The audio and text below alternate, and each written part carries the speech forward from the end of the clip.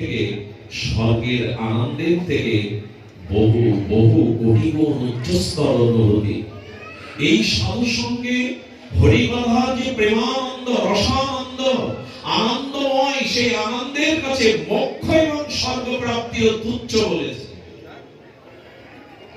হরিকথার আনন্দের কারণে রঘুপতি রামচন্দ্রের সঙ্গে বৈকুণ্ঠে যেতে রাজি হননি হনুমান। ভগবানের দাস্য ভক্তির পরাকাষ্ঠা ভক্ত হনুমানকে রঘুপতি রামচন্দ্র বলছেন, চলো হনুমতে, পুষ্পরথ এসেছে, অযোধ্যাবাসীকে নিয়ে, তোমাকে নিয়ে আমি বৈকুণ্ঠে গমন করতে চাই। হনুমান অবনত মস্তকে করজোড়ে রাজীব লোচন রামচন্দ্র ভগবানকে বলছেন, প্রভু বৈকুণ্ঠে যেতে বলছেন, বৈকুণ্ঠে আপনার হরি কথা আছে তো, সাধু সঙ্গ আছে তো? রঘুপতি রাম হেসে বলছেন, সেখানে আমি স্বয়ং আছি, সেখানে মা জানকী, তোমার মা জানকী আছে।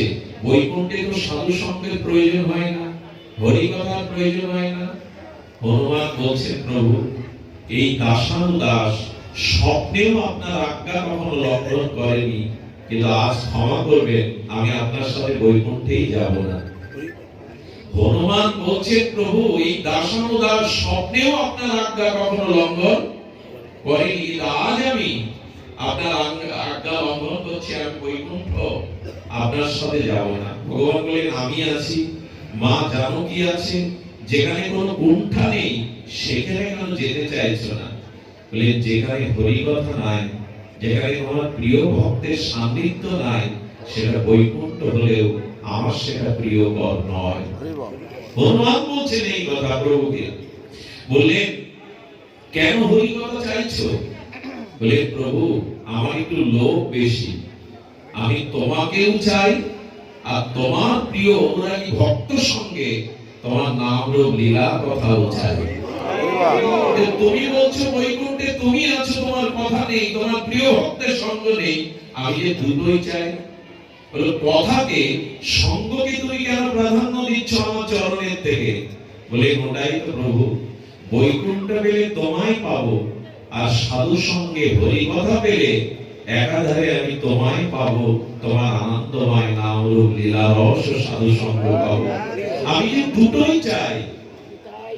রামচন্দ্রের চোখ সজল হয়ে এলো, আশীর্বাদ করে বললেন, যত্র যত্র রঘুনাথ কীর্তন হবে, তুমি সেখানে কোন রূপে গিয়ে তাদের আশীর্বাদ করবে।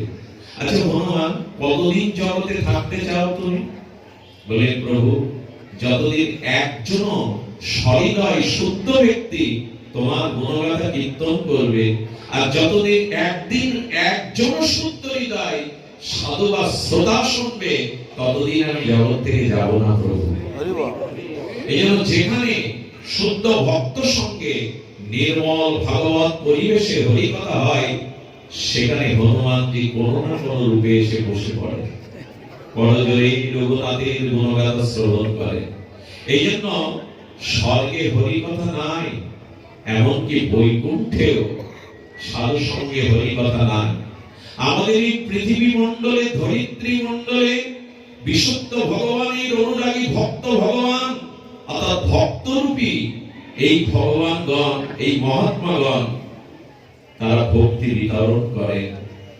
তারা জীবের দ্বারে দ্বারে মহন্তের স্বভাব আমাদের মতো এই পিছিয়ে পড়া, অধম, তাপিত, পীড়িত, স্খলিত, আত্মজ্ঞান শূন্য, আসক্ত ব্যক্তিকে দুয়ারে দুয়ারে হরি কথা বিতরণ করে, প্রেম ভক্তি বিতরণ করে আমাদেরকেও ভগবানের চরণে সমর্পণ করে। এই জন্য দ্বিতীয় মাইলস্টোন হলো সাধু সঙ্গ। এক এক সিঁড়িতে এগিয়ে গিয়েই প্রেম ভক্তি। তৃতীয়টা হলো ভজন ক্রিয়া। কিন্তু ধ্যান দিয়ে শুনুন, সাধু সঙ্গ কাকে বলে? যে সঙ্গ লাভ করলে আপনার জীবনে ভজন শুরু হবে। 20 বছর হরিকথা শুনছি, 20 বছর ভক্ত সঙ্গে যাচ্ছি, অথচ আমার জীবনে ভজন এলো না। জানতে হবে সাধু সঙ্গ হয়নি। যথাযথ সাধু সঙ্গ আপনার জীবনে ভজন এনে দেবে। ভজন ক্রিয়া এই হলো তৃতীয় সোপান, তৃতীয় সিঁড়ি, এটা তৃতীয় মাইলস্টোন, যে তুমি এগিয়ে যাচ্ছ। ভজন ক্রিয়া। গুরু মহারাজ রাধাকুণ্ডে তার অমৃত প্রবচনে বলেছিলেন, ভগবানকে পাওয়ার থেকে তার ভজন পাওয়াটা আরো আস্বাদনের। এই কথাকে আমরা মেনে নেব। সাক্ষাৎ ভগবানকে প্রাপ্ত হওয়ার থেকে ভগবানের ভজন প্রাপ্ত হওয়া আরো আস্বাদনের। কারণ কি জানেন? ভগবানকে পেলেই পাওয়া হয় না। দুর্যোধন তো পেয়েছিল, কংসও তো ভগবানকে সম্মুখে দেখেছিল, ওই প্রেম তো হয়নি। হয়েছিল কি? হৃদয়ে যদি ভজন না থাকে, নামে অনুরাগ, হরি কথাতে অনুরাগ, যদি জীবনে ভজন না থাকে, ভগবানকে পেয়েও পাওয়া নয়, আস্বাদন হবে না। আমরা অনেকেই মনে করি যদি ভগবানকে দর্শন করতে পারতাম কিচ্ছু হবে না। যার জীবনে ভগবত ভজন নেই, অনুরাগ নেই, সম্মুখে ভগবানকে পেয়েও দুর্যোধনের মতো অনুরাগ হবে না, প্রেম হবে না। দুর্যোধনের জীবনে ভজন নেই। আপনি চিন্তা করতে পারেন, রামচন্দ্র ভগবানের থেকেও রাবণের ভজন কোন অংশে কম নয়। কত তপস্যা করেছেন দশানন, তিনি বেদের জ্ঞান রাখেন। রাবণ সাধারণ পণ্ডিত নয়, রাবণ বেদের ভাষ্য রচনা করেছেন। তিনি পুলস্ত্য ঋষির বংশধর, বিশ্বশ্রবা মুনির পুত্র। ঘরে যার বিষ্ণুপ্রিয়া, ঘরে যার সতী সাধ্বী মন্দাদরী, বিভীষণ যার ভাই, স্বর্ণ লঙ্কাতে যিনি বাস করেন, যার গুরুদেব স্বয়ং শিব শম্ভ শঙ্কর, তার পতনের কারণ কি? এই রাবণের পতনের কারণ কি? তিনি বেদের ভাষ্য রচনা করেছেন, কঠোর তপস্যা করেছেন যুগ যুগান্তর। যিনি পুলস্ত্য ঋষির বংশধর, তার পতনের কারণ কি জানেন? শেষের দিকে এসে মোহ এসে গেল রাবণের, ভজন ছিল না জীবনে। লক্ষ্মণ প্রশ্ন করেছিল, রাবণ তোমার এই অন্ত সময়ে বলে যাও তোমার পতন কেন হলো? রাবণ একটি মার্মিক কথা বলেছিলেন, দেখো লক্ষ্মণ, রামের থেকে আমার শক্তি, আমার সামর্থ্য অনেক বেশি ছিল। আমি স্বর্ণ লঙ্কায় পরিবেষ্টিত ছিলাম, আর তপস্বী রাম বনে বনে ঘুরছিল। আমি সমুদ্রের এপারে, রাম ছিল সমুদ্রের ওপারে। আমার পেছনে কুম্ভকর্ণ, মেঘনাদের মতো লক্ষ লক্ষ সেনা, রামের পিছনে কিছু মানব সেনা। আমি ব্রাহ্মণ কুলে জন্মেছি, রাম ক্ষত্রিয় কুলে জন্মেছে। আমি রথে পড়ে যুদ্ধ করেছি, রঘুপতি রাম মাটিতে দাঁড়িয়ে যুদ্ধ করেছেন। লক্ষ্মণ বলছে, এই জন্য তো জানতে চাইছি এত পরেও আপনার পতন হলো কেন? রাবণ বলে গেল, রামচন্দ্রের সাথে ধর্ম ছিল, আমার সাথে ধর্ম ছিল না। এই জন্য সাধু সঙ্গ হচ্ছে, অথচ আমার জীবনে ভজন ক্রিয়া এলো না। ভজন না থাকলে অনুভূতি আসবে না, ভজন না থাকলে প্রেম আসবে না। দুর্যোধনের মতো কৃষ্ণকে সামনে পেয়েও তাকে বন্দী করতে ইচ্ছা করবে। দুর্যোধনের প্রেম ছিল না, ভজন তিনি করেননি। এই জন্য আমাদের জীবনে সাধু সঙ্গ কেন? এই যে 10 দিবস ব্যাপী নিতাই গৌরীর আগ্রাতে এখানে যে হরিকথা হচ্ছে, এই কি 10 দিনেই সীমাবদ্ধ থাকবে? এই 10 দিন আসা যাওয়ার মধ্যেই সীমাবদ্ধ থাকবে? এই সাধু সঙ্গ, এই হরিকথা, এত বিপুল আয়োজন, এত স্মরণ করে, এত অভূতপূর্ব আয়োজন বৃথা যাবে? যাবে যদি আমার জীবনে ভজন না আসে। সাধু সঙ্গে যদি ভজন না আসে, তাহলে আমার জীবন বৃথা। এই জন্য তৃতীয় মাইলস্টোন হলো এই ভজন ক্রিয়া। আর ভজন না এলে অনর্থ নিবৃত্তি হবে না। আমার বাধা কোথায় জানেন? আমার বাধা হলো অনন্ত জন্মের অপরাধ, অনন্ত জন্মের পাপ। এগুলো অনর্থ রূপে অন্তরায় হয়ে গেছে প্রেম ভক্তির পথে। ভগবান পাওয়া সুলভ, দুর্লভ নয়। ভগবত প্রাপ্তি অতীব সুলভ, দুর্লভ নয়। দুর্লভ হলো আমাদের অনন্ত জন্মের এই অপরাধ, এই পাপ, মহাপাপ। এই অনর্থগুলো নিবৃত্তি আসে ভজন ক্রিয়ার দ্বারা। ঝড় এসে যেমন ঘন কালো মেঘকে উড়িয়ে নিয়ে যায়, আবার চন্দ্রকিরণ প্রতিভাত হয় জগতে। সম্মুখে পূর্ণিমার চাঁদে যদি মেঘ আচ্ছাদন দিয়ে দেয়, কিরণ মালা যেমন জগতে প্রকাশ হতে অন্তরায় হয়ে যায়, তেমনি ভজন করেও প্রেম পাওয়া যায় না। এই অপরাধ, এই অনর্থ যদি নিবৃত্তি না হয়, চন্দন ঘষতে হবে, তবে তো ক্ষয় হবে। ধূপটাকে তো পোড়াতে হবে মন্দিরে, তবে তো ধূপ নিঃশেষ হবে। তেমন এই ভজন করতে করতেই আমাদের অনর্থ গুলো যাবে। অনন্ত জন্মের পাপ, অপরাধ, অনর্থ আমাদের চিত্তকে মলিন করে রেখেছে। এই অনর্থ নিবৃত্তি হলো আমাদের চতুর্থ সিঁড়ি। প্রথমে শ্রদ্ধা, দ্বিতীয়ত সাধু সঙ্গ, তৃতীয়ত ভজন ক্রিয়া, চতুর্থ মাইলস্টোন হলো অনর্থ নিবৃত্তি। এই অনর্থ নিবৃত্তি কখন হবে জানেন? এই ভজন ক্রিয়া, সাধু সঙ্গে ভজন ক্রিয়া মনে পড়ে আপনাদের এই বেনাপোল পাঠ বাড়িতে হরিদাস ঠাকুর জঙ্গলের মধ্যে নিভৃতে তার সন্তান করে যাচ্ছেন। সেখানে তার চরিত্র হরণের জন্য উপস্থিত হয়েছিলেন লোকহীরা। আপনারা বিজ্ঞ শ্রোতা, অনুভবী শ্রোতা, ভাগবত শ্রোতা, আপনারা জানেন। তবু একবার যদি আমরা আস্বাদন করি, এই নবনবায়মান আস্বাদনে আমরা বঞ্চিত হব না। লোকহীরা ঠাকুর হরিদাসের কাছে মাত্র 3টি রজনী গিয়েছিলেন সেই বেনাপোলের গভীর জঙ্গলে। লোকহীরা কেন নাম জানেন? 1 লক্ষ হীরা একত্রিত করে এক জায়গায় প্রকাশ হলে তার যেমন জ্যোতি প্রকাশ হয়, ও রূপের জ্যোতি ছিল তেমন। ওকে বলা হলো লোকহীরা। এই জ্যোতি প্রকাশ রূপ যৌবন সম্পন্ন লোকহীরা এই পতিতা ঠাকুর হরিদাসের কাছে মাত্র 3টি রাত্রি গিয়েছিল। বলতে পারে ঠাকুর তাকে কোনো উপদেশই দেননি, ঠাকুর তাকে কোনো উপদেশ দান করেননি, হরিকথাও শোনাননি। তিনি একান্ত মনে হরিনাম করছিলেন।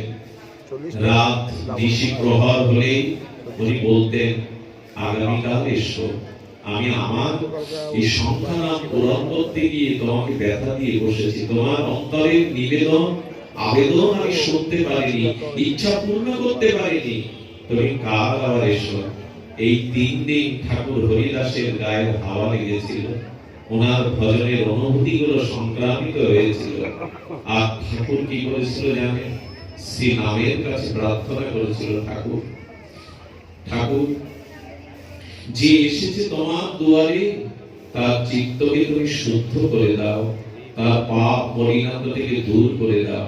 একটা কথা আপনাদের এই পরিসরে বলি, ভগবানের কোন প্রিয় ভক্ত যদি ভগবানের কাছে আপনার জন্য প্রার্থনা করে দেয়, সেই প্রার্থনাটা ভগবান মঞ্জুর করে নেন। আমার জন্মে যদি কোন আমাদের জগাই মাধাই উদ্ধারে প্রভু নিত্যানন্দ, এই পতিত উদ্ধারণ ও পতিত পাবন নিতাই চাঁদ বলেছিল মহাপ্রভুকে, প্রভু আমার কোন জন্মের যদি কোন সুকৃতি থাকে, আমি মাধাইকে দান করলাম, ওকে কৃপা করো। সুদর্শনকে ফিরিয়ে দিয়ে মাধাইকে কৃপা করলেন। শুদ্ধ ভক্তের সঙ্গে এবং তার প্রার্থনা দ্বারা আমাদের অনর্থ নিবৃত্তি হয়। এই 2য় রজনীর প্রভাতে বিবাহ বলি শেষে এই লোকহীরায় চরণে পড়ে বলেছিল, ঠাকুর নামে এত আনন্দ, নামে এত প্রেম, অনেক নেচেছি, অনেক গেয়েছি, কিন্তু তোমার নামের মধ্যে যে প্রেম আনন্দ, এটা পাইনি। কৃপা করো, কৃপা করো, যাতে এই নামাশ্রয় করে এই পরমানন্দ আস্বাদন করতে পারি। এই হলো সাধুর সঙ্গে অনর্থ নিবৃত্তি। ভজন ক্রিয়া দ্বারা 1 লক্ষ হরিনাম, কখনো উপবাস, কখনো তুলসী চর্বণ, এই করে লোকহীরা থেকে গেল। ঠাকুর বললেন, শোনো, একদিন বড় বড় বৈষ্ণবগণ তোমাকে দর্শন করতে আসবে। মুহূর্তেই, কিছুদিনের মধ্যেই বড় মহন্তী হয়ে গেল লোকহীরা। এটাই হয় অনন্ত জন্মের অর্থ, অন্তরায়, প্রবৃত্তি, এগুলো দূর হয় ভজনের দ্বারা, নামাশ্রয়ের দ্বারা, সাধু সঙ্গের দ্বারা। এখন নিজের কাছে সাধককে জিজ্ঞাসা প্রশ্ন করতে হবে, আমার অনর্থ দূর হচ্ছে তো? আমার ভক্তিপথের অন্তরায় বাধা দূর হচ্ছে তো এই সাধু সঙ্গে এই অনাত্মনে বৃদ্ধি হবে। আমাদের শাস্ত্রে বলেছেন ইতান সালত উজ্জ্বল, শরৎ ঋতুর আগমনে বর্ষার পঙ্কিল খাল বিলের নদ নদীর জলগুলো দেখবেন কাকচক্ষুর মতো নির্মল হয়ে যায়। বর্ষাকালের এই বৃষ্টির জল নদ নদীতে খালি বিলে পুষ্করণীতে দেখবেন ঘোলা দেখা যায়। কিন্তু ঋতুরানী শরতের আগমনে বর্ষার পঙ্কিল জল যেমন শুদ্ধ হয়ে যায়, নির্মল হয়ে যায়, তেমনি যার জীবনে সাধু সঙ্গে ভগবানের ভজন ক্রিয়া আসে তারও অনাদিকালের অবিদ্যাজনিত মোহজনিত এই কামনা বাসনা তার অন্তরায়গুলো শুদ্ধ হয়ে যায়। ঋতুর আগমনে যদি বর্ষার পঙ্কিল জল শুদ্ধ হয় শরতের আগমনে, তেমনি ভজন এলো তো অনার্থগুলো ধীরে ধীরে চলে গেল। এই জন্য ভজন করতে হবে। শুধু যেন শ্রবণে আমাদের সীমাবদ্ধ না থাকে, আমরা যেন ভজন করতে পারি। এই ভজন ক্রিয়া, এরপরে অনর্থনিক বৃদ্ধি, এরপরে নিষ্ঠা, রুচি, আসক্তি। অষ্টম সিঁড়িতে গিয়ে, অষ্টম সোপানে গিয়ে বলছেন ভাব। এই প্রসঙ্গে সামান্য আলোচনা। দেখুন, আমাদের গোড়া হলো ভাবের গোড়া, আমাদের ঠাকুর হলো, আমাদের প্রেমের দেবতা হলো ভাবের। ভাব ছাড়া তাকে পাওয়া যাবে না। রামকৃষ্ণদেব বললেন যার যেমন ভাবনা তার তেমনি লাভ। এই ভাব হলো ভক্তির অগ্রে অষ্টম সোপান, অষ্টম মাইলস্টোন। প্রেমে পৌঁছাতে, ভক্তি স্তরে পৌঁছাবার অষ্টম হলো এই ভাব। আসলে এই ভাব সম্পর্কে আমি একটু সামান্য আলোচনা করি। ভাব কাকে বলে? ভাব কাকে বলে লক্ষ্য করবেন, সূর্য উদয় হয়নি 1 ঘন্টা 36 মিনিট পূর্বে যে অরুণোদয় হয়, তখন দেখবেন পূর্ব দিগন্তটা আলোয় উদ্ভাসিত হয়ে ওঠে। এই অনুভূতি অনেকের আছে যারা প্রভাতে ওঠে। তখন সূর্য উদয় হয়নি, অরুণোদয় হয়েছে, আর তাতে পূর্ব দিগন্তটা আলোয় উদ্ভাসিত হয়ে উঠেছে।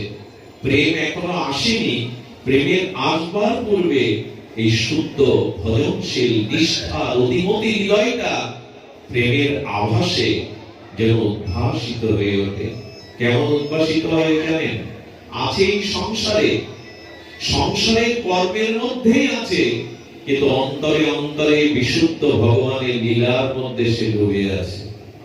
আছে সংসারে, কর্ম করছে, ইন্দ্রগুলো কর্মেরত, কিন্তু মনে মনে অন্তর চিন্তনে ভাবযুক্ত দেহে নিত্য নিরন্তর তিনি ভগবানের ওই লীলা রাজ্যে ডুবে আছেন। কি করে বোঝায় বলুন তো? ভাব বোঝানো খুব কঠিন। ভাব বোঝাও যেমন কঠিন, ভাবের অনুভূতি খুব কঠিন। এই ভাব কেমন এটি আমাদের জানতে হবে। প্রেমের পূর্বে, ভক্তির পূর্বে যে দশা, এটাই অষ্টম সোপান। এই ভাব অর্থাৎ ভাব কখন আসবে জানেন? আমার অনাদিকালের কুসংস্কারের পথ থেকে যখন আমি ভজনের দ্বারা, নিষ্ঠা রতিমতির দ্বারা, ভজনে অনুরাগের দ্বারা আমার ভিতরে কিঞ্চিত ভাবের আবেশ দেখা দিল, তখনই আর জগৎ সরে দাঁড়ালো। আমার স্বপ্ন থেকে জগৎ সরে দাঁড়ালো। এই জগৎ সরে গিয়ে ভগবানের নিত্য লীলার স্ফুরণ হতে লাগলো হৃদয়ে। ছোট্ট একটা দৃষ্টান্ত দেই, আমাদের বুঝতে সহজ হবে। ললিতা সখীর অবতার স্বামী হরিদাস বৃন্দাবনে যিনি বাকে বিহারীকে প্রকাশ করেছিলেন, বিহারীজিকে, ইনি ললিতা সখীরই আবেশ অবতার গ্রহণ করেছিলেন। স্বামী হরিদাস আপনারা জানেন নিধুবনে তার এই বিহারীজিকে প্রকাশ করেছিলেন। নিধুবনে বিহারীজিকে তিনি সেবা আনন্দ ভজন করে বৈকালিক 4 ঘটিকায় নিধুবন থেকে তিনি আসতেন যমুনা কূলে। যমুনার এই শীতল তরঙ্গায়িত নীল জলের তরঙ্গের কূলে বসে, পদ্মাসনে বসে 1 ঘন্টা তিনি লীলার ভাব রাজ্যে ডুব দিতেন। এই জন্য ভাব কাকে বলে? লীলা রাজ্যে ডুব দিতেন। তার প্রিয় ভক্তগণ, সাধুগণ, অনুরাগী জন চারপাশে বসে থাকতেন নীরবে। সেদিন ভাব রাজ্যে ডুবে গিয়ে তার অন্তর চিন্তিত ভাবযোগ্য দেহে, দেহ তিনটা আমাদের, স্থূল দেহ, সূক্ষ্ম দেহ, কারণ দেহ। আচ্ছা, আপনি এখানে বসে আপনার ঘরে যে বাচ্চাকে ঘুম পাড়িয়ে এসেছেন, এখান থেকে দেখে আসতে পারবেন না? তাকে মনে মনে চলে যান। ওই নিজের ঘর, ওই প্রিয় সন্তানের মুখটা দেখে কিন্তু আবার ফিরে আসবেন। ওই যে দেখে আসছে, এই শরীরটা কোন শরীর? শরীরটা এখানেই আছে। একে বলে অন্তর চিন্তিত ভাবযোগ্য দেহ। এটাই আমাদের গৌরীয় ভজনের চরম সীমা। এই রক্ত মাংসের স্থূল দেহ নয়, গুরুদেবের দেওয়া চিৎ ভাবযোগ্য শরীরে নিত্য নিরন্তর লীলারসে মগ্ন থাকার নামই হলো ভাব। যখন জগতের আর কোন পরিদৃশ্য আমার সামনে থাকবে না, অথচ আমি জগতে আছি, অন্তর চিন্তিত অবিচ্ছিন্ন ফল্গু ধারার ন্যায় ভগবানের দিব্য নাম রূপ লীলা আমার হৃদয়ে চলতে থাকবে। শুধুজন, এই কি বোঝানোর কথা? আমি কি বুঝেছি যে এই জীবাত্ম আপনাদের বোঝাবে? ক্ষমা করবেন, আমরা এই অনুভূতির রাজ্যে চলে যাই যাদের এই অনুভূতি হয়েছে। স্বামী হরিদাস অন্তর চিন্তিত সেই ভাবযুক্ত দেহে লীলায় প্রবেশ করেছে। অপ্রাকৃত মধুময় আনন্দময় বৃন্দাবনের একটি নিকুঞ্জ মন্দিরের সম্মুখে আর সখীগণ ভাগ হয়ে গেছে। একদল সখী করুণাময়ী প্রেমময়ী রাধারানীর দলে, আর একদল সখী সখাগণ শ্রী অরিন্দম সুন্দর মনোহর ত্রিভঙ্গ মুরারি ব্রজেন্দ্র নন্দনের দলে। এরা দুই পক্ষ নিয়ে আজ রং খেলা হচ্ছে, হোলি খেলা হচ্ছে। খেলায় যিনি রাধারানীর অঙ্গকে যদি গোবিন্দ পুরোপুরি রঙে সুগন্ধে ভিজিয়ে দিতে পারেন, তবে গোবিন্দ জিতে যাবেন। আর যদি রাধারানীর শ্রীগোবিন্দের অঙ্গকে এই সুগন্ধি দিয়ে আর বিচিত্র রঙবাহারে গোবিন্দের অঙ্গকে ভিজিয়ে দিতে পারেন, তবে রাধারানী জিতে যাবে। এই অন্তর চিন্তায় যমুনা পুরীতে নিমগ্ন হয়ে ভাবযোগ্য তিনি এই লীলার মধ্যে প্রবেশ করেছেন। পদ্মাসনে নীরবে দেহটাই কেবল আছে, অন্তর রাজ্যে এই লীলাতে নিমগ্ন। ঠাকুর মশাই জন্য বলেছেন সাধন স্মরণ লীলা। এই লীলা স্মরণ যারা নাম করেন, জপ করেন, অনুরোধ করব, এই নাম জপের সাথে সাথে যদি লীলা স্মরণ গুলো হতে থাকে, নাম জপে খুব দ্রুত মনোনিবেশ হবে, খুব দ্রুত আপনি প্রেমের পথে, অনুরাগের পথে এগিয়ে যেতে পারবে। নামের সাথে সাথে নামীর যে লীলা, তার অচিন্তনীয় মাধুর্য রূপ লীলা, এগুলিতে রূপ দিতে হবে। তো সেই লীলায় গোবিন্দ তার পিচকারি দিয়ে ঠাকুরানীকে রঙে রাঙিয়ে দিচ্ছেন, অনুরাগের রঙে, বাইরের রঙে, দুই রঙে রাঙিয়ে দিচ্ছেন। রাধারানী সখীদের বলছে রং ভরে দাও। সেই পিচকারি চন্দ্রে সখীরা রং দিচ্ছে, রাধারানী দিচ্ছে। এই রং দিতে দিতে পরম আবেশে ভাবে আনন্দ লীলায় ডুবে রয়েছে। এই লীলা আনন্দই হলো চিত্তের আনন্দ। এই ডুবে যেতে যেতে গোবিন্দ রাধারানীর অঙ্গকে প্রায় ভিজিয়ে দিয়েছেন। গোবিন্দ আনন্দে উদ্ভাসিত হয়ে বলছেন, সখীগণ তোমাদের প্রিয়াজি হেরে গেছে। রাধারানী তাড়াতাড়ি পাত্র চাইছেন, ললিতা ললিতা রং ভরে দে, পিচকারিতে ভরে দে। কিন্তু ললিতা দেখছেন পাত্রে আর রং নাই। ঠিক এই ভাবের দশায় উনি যখন লীলা চিন্তনের রত, তখন অখণ্ড ভারতবর্ষের লাহোর থেকে এক ভক্ত অনুরাগী বিহারীজির জন্য তার তৎকালীন জীবনের সমস্ত আয় দিয়ে তিনি 1 কেজি একটি সুগন্ধি, পবিত্র সুগন্ধি নির্যাস, ওইটা এনেছেন বিহারীর অঙ্গে যাতে স্বামী হরিদাস দিয়ে দেন। আর ওই লীলা চিন্তনের ওই মুহূর্তে সংযোগে ওই লাহোরের ওই অনুরাগী ভক্ত মাথায় করে বয়ে না ওই সুগন্ধি, ওই আনন্দ সুগন্ধময় বস্তুটি পাত্রে করে ওনার সামনে রেখেছেন। আর রাধারানীর ভাবাবেশে ললিতার কাছে চাইছে, ললিতা রং দে, রং ফুরিয়েছে। সঙ্গে সঙ্গে সেই ভক্তের আনা পাত্রটি উনি রাধারানীর পিচকারিতে দিয়ে দিয়েছেন। রাধারানী পিচকারি